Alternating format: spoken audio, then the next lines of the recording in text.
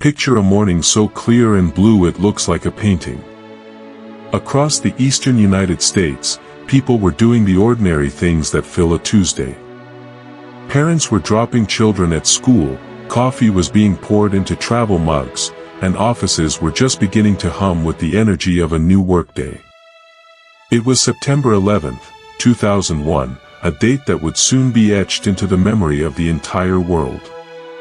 No one could have guessed that in the space of just a few hours, the familiar skyline of New York City would be changed forever, a massive stone building in Washington would be scarred, and a quiet field in Pennsylvania would become a symbol of unexpected courage.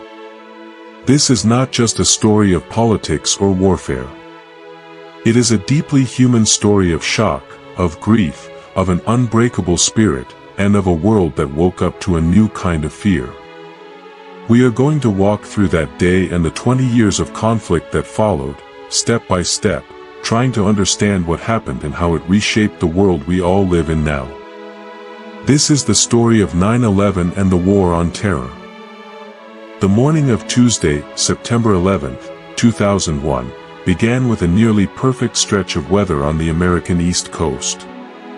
The sky was a deep, crisp blue, with almost no clouds, a detail that would later sear itself into the memories of millions.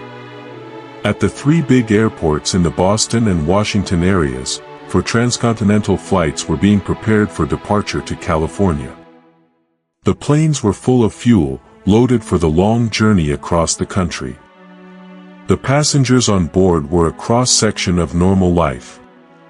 There were businessmen and women, families with young children, and grandparents heading home after a visit. They settled into their seats, stowed their carry-on luggage, and listened to the routine safety instructions, not knowing that these small, mundane acts would be their last. The calm of the morning was a cruel disguise. Hidden among these travelers were 19 men who had been plotting for years. They were not armed with traditional weapons that could be detected easily. Instead, they carried simple box cutters, small knives that were still permitted on airplanes at the time. Their plan was not to simply hijack a plane for ransom or political demands, a method the world had seen before. Their goal was far more sinister. They intended to transform these massive commercial jets, each carrying tens of thousands of pounds of jet fuel, into the most devastating guided missiles the world had ever witnessed.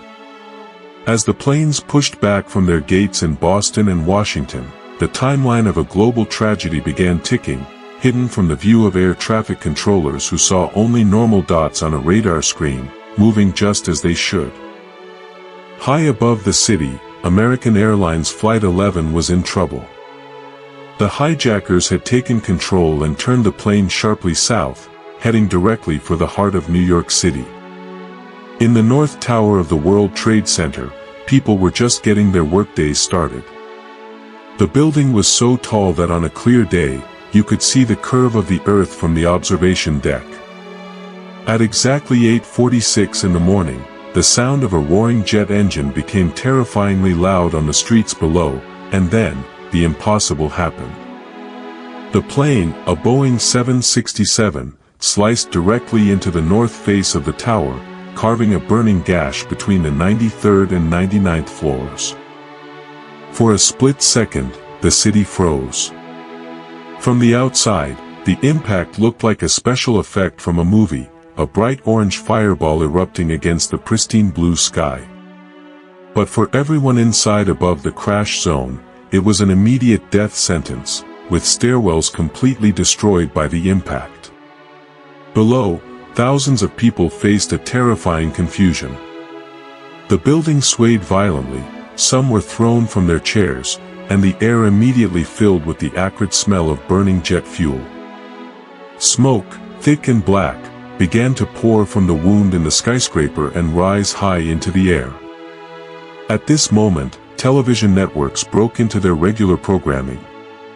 The initial reports were uncertain, with news anchors speculating if a small commuter plane had accidentally lost its way. The world watched, horrified but assuming this was a tragic, isolated accident, never yet imagining that this was only the opening act of a coordinated assault. 17 minutes after the first impact, as the eyes of the world were fixed on the burning North Tower, a second shape appeared in the sky. United Airlines Flight 175, another hijacked plane from Boston, was banking hard over the New York harbor. It was flying low and incredibly fast. At 9:03 in the morning, it did not hit the side of the South Tower accidentally. It made a sharp, deliberate turn and aimed straight for the building, slamming into the 77th to 85th floors in a shocking explosion that was broadcast live to a global audience. In that instant, the narrative shattered. This was no accident. America was under attack. The feeling of shock instantly turned into a raw, visceral terror. In the streets below, New Yorkers looked up to see not just smoke, but what they first thought was confetti fluttering in the air. With a sickening lurch of the stomach, they realized it was people jumping from the inferno, choosing a different kind of death over the unbearable heat and smoke inside. Inside the towers, a desperate struggle for survival was unfolding. In the South Tower, a crucial decision had to be made immediately. An announcement came over the public address system telling people to stay put, that the building was secure and they should remain at their desks. For those who ignored that message and headed for the stairwells, it was a decision that saved their lives. The one intact stairway was narrow and choked with smoke, but it was a path down, a thin lifeline that hundreds would follow before time ran out for good. The horror was not confined to New York. At 9:37 in the morning, American Airlines Flight 77, which had vanished from radar and turned back toward Washington, D.C., appeared above the nation's capital. It flew low and fast over a packed highway before it slammed directly into the western side of the Pentagon, the massive, five-sided fortress that serves as the headquarters of the United States military. If the towers symbolized American financial power, the Pentagon was the symbol of its military might. A massive fireball erupted from the building's limestone facade, and a black cloud of smoke rose above a city that suddenly felt incredibly vulnerable. Panic set in across Washington, with reports of other planes unaccounted for, leading to the urgent evacuation of the White House and the Capitol building. Meanwhile, a fourth plane, United Airlines Flight 93, was running 40 minutes late. This delay gave the passengers something no one else had: time. They called loved ones from the air, using the seatback phones, and learned the devastating truth about the towers in New York. They understood with chilling clarity that their hijacked plane was not going to land, it was a weapon heading for another target. In the face of certain death, a group of ordinary passengers and crew made a collective decision that defied fear. They stormed the cockpit. The plane's cockpit voice recorder captured the sounds of a fierce struggle, the crash of galley carts, and the desperate shouts of men fighting for control. The hijacker at the controls made a final, violent decision. He rolled the plane over and plunged it down. At 10:03, Flight 93 crashed into an empty field in Shanksville, Pennsylvania, missing its intended target, but taking the lives of 40 brave souls who chose to fight back. Back in New York, the situation had grown catastrophic beyond anyone's imagination. The fires from the jet fuel raged at almost 2,000 degrees Fahrenheit, heating the steel skeleton of the towers until it began to lose its strength and bend. Inside the South Tower, the structure had taken a fatal blow. The plane had struck on a corner, severing crucial support columns. At 9:59 in the morning, 56 minutes after being hit, the unimaginable started to happen. The top section of the South Tower began to tilt, and then, in a roaring, apocalyptic cascade, the entire 110-story skyscraper collapsed straight down upon itself in just 10 seconds. A massive, billowing cloud of pulverized concrete and toxic dust raced through the narrow streets of Lower Manhattan like a tidal wave, swallowing cars and people whole. Those who had survived the collapse found themselves in a silent, gray, post-apocalyptic landscape. For the North Tower, a grim countdown was underway. It had been burning for 102 minutes, holding strong enough for thousands more to escape. Then, at 10:28 in the morning, it too began its final plunge. The antenna on the roof gave a final shudder, and the mighty structure telescoped down, floor upon floor, into the void below. The sound was a roar of crushing steel and shattering glass. And then, an eerie, suffocating silence covered the city, broken only by the sirens of 1,000 emergency vehicles and the sounds of a new kind of warfare. 343 firefighters had rushed into those buildings and never came out. The Twin Towers, which had defined the New York City skyline for 3 decades, were reduced to a burning mountain of twisted metal. When the sun set on September 11th, the world was a fundamentally different place. A grayish-white powder, the pulverized remains of concrete and human life, coated everything for blocks around Ground Zero. For weeks and months afterwards, the site smoldered, and the acrid smell of burning plastic and metal hung in the air. In New York, a city known for its toughness, the streets were oddly quiet except for the sound of bagpipes playing at an endless stream of funerals. Entire firehouses had lost their entire crews in a single morning, and the walls were plastered with desperate, missing posters, fluttering in the wind like ghosts of the hope that survivors might still be found beneath the rubble. The identity of the attackers was quickly uncovered. They were members of an organization called Al-Qaeda, a terrorist network led by a man named Osama bin Laden, a wealthy Saudi exile hiding in the mountains of Afghanistan. He had declared a religious war against the United States years earlier, but his declarations were largely ignored by the public until now. The mastermind behind the attack, a man named Khalid Sheikh Mohammed, had conceived the idea of using planes as weapons. As the dust settled, a powerful, unified sense of purpose swept through the United States. President George W. Bush stood atop the still smoking rubble in New York, grabbed a bullhorn, and spoke directly to the rescue workers and to the world.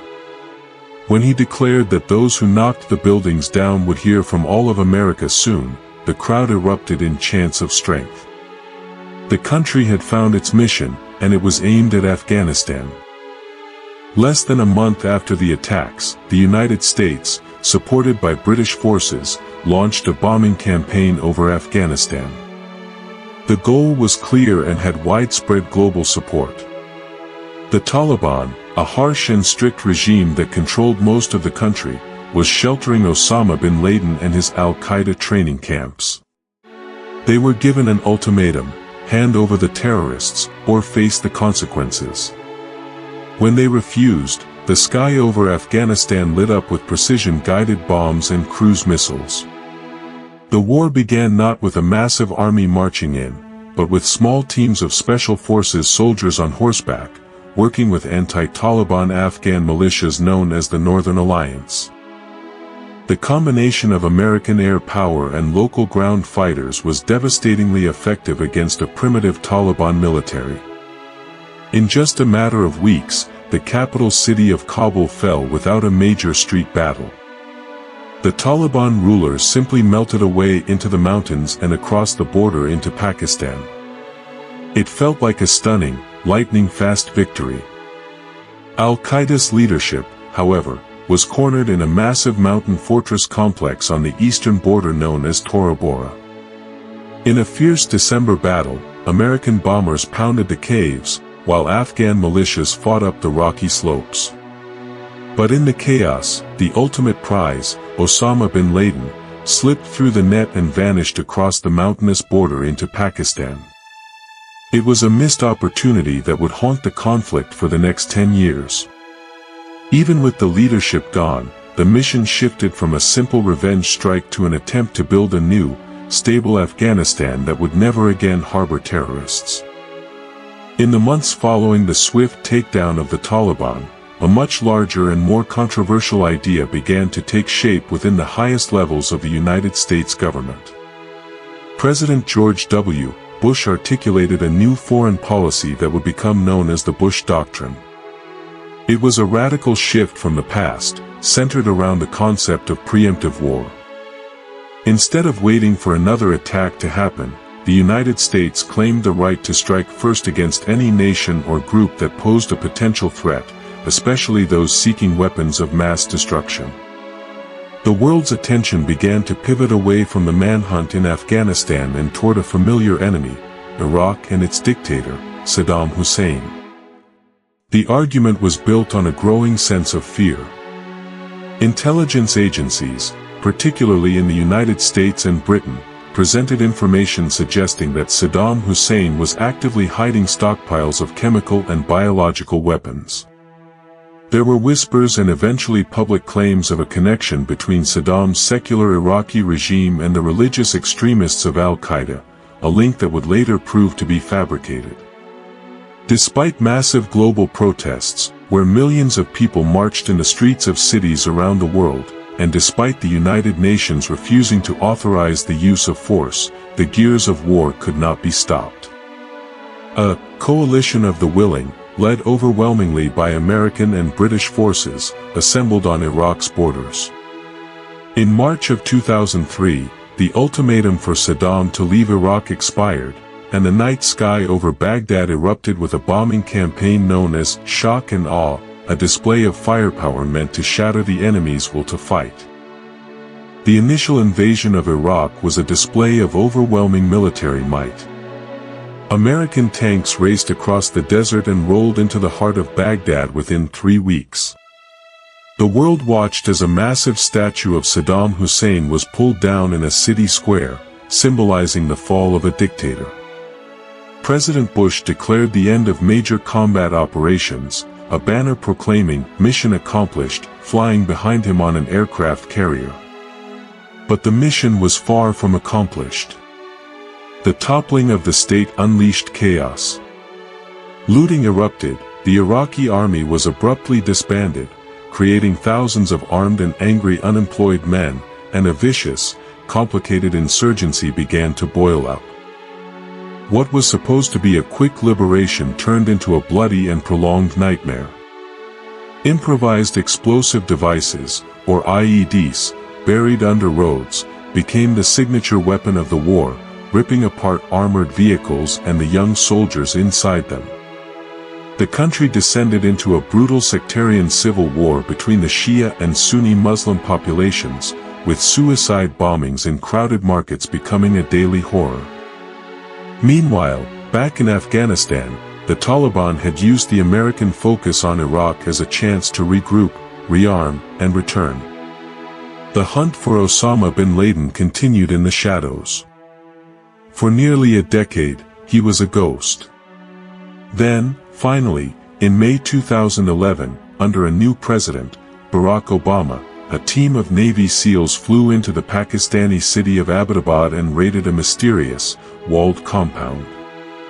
In a 40-minute operation, they shot and killed the mastermind of 9/11, bringing a symbolic end to a manhunt that had defined an era. The death of Osama bin Laden brought a sense of closure to the families of the 9/11 victims, but it did not end the wars. The conflicts in Iraq and Afghanistan ground on for another decade, becoming the longest wars in American history. The financial cost reached into the trillions of dollars, but the human cost was far greater. Hundreds of thousands of Iraqi and Afghan civilians lost their lives in the crossfire, and tens of thousands of American and coalition soldiers came home with visible wounds and invisible scars, carrying the heavy burden of post-traumatic stress disorder. The tools of warfare changed forever, too, with remote-controlled drones becoming a primary weapon, allowing soldiers to fight a battle half a world away from a dark room. The way the wars ended was messy and haunted by the ghosts of the past. In 2021, under President Joe Biden, all American troops were withdrawn from Afghanistan. It took only days for the Taliban to sweep back into power, taking over the entire country. The world watched agonizing, chaotic scenes at the Kabul airport as desperate Afghans clung to the wings of departing cargo planes, trying to escape the new old regime. For the United States, the legacy of 9/11 is written in the security barriers at every airport and the security checkpoints at every major building. It is written in the generation of young men and women who grew up knowing only a country at war. It was an era that started with men armed with box cutters and ended with a mad scramble to leave the very airfield where the first American boots on the ground had landed 20 years earlier, leaving behind a story that is still struggling to find its ending. And so, the story of that clear blue morning and the 20-year storm that followed comes to a complicated, haunting close. It is a tale that doesn't fit neatly into a story of victory or defeat. It's a mosaic of unimaginable loss, incredible heroism, deep fear, and decisions that had consequences no one could have mapped out. From the ashes of the World Trade Center to the mountains of Tora Bora and the dusty streets of Baghdad, we saw how a single morning can shatter a world's sense of safety and launch a cycle of violence that defines generations. If this deep dive helped you understand a piece of our recent history a little better, please take a moment to give this video a like and share your thoughtful reflections in the comments below. These are heavy topics, and your perspective matters. Don't forget to subscribe to the channel and ring the notification bell so you don't miss the next story we uncover. Until next time, keep thinking, keep asking questions, and never forget the power of understanding our past. See you in the next video.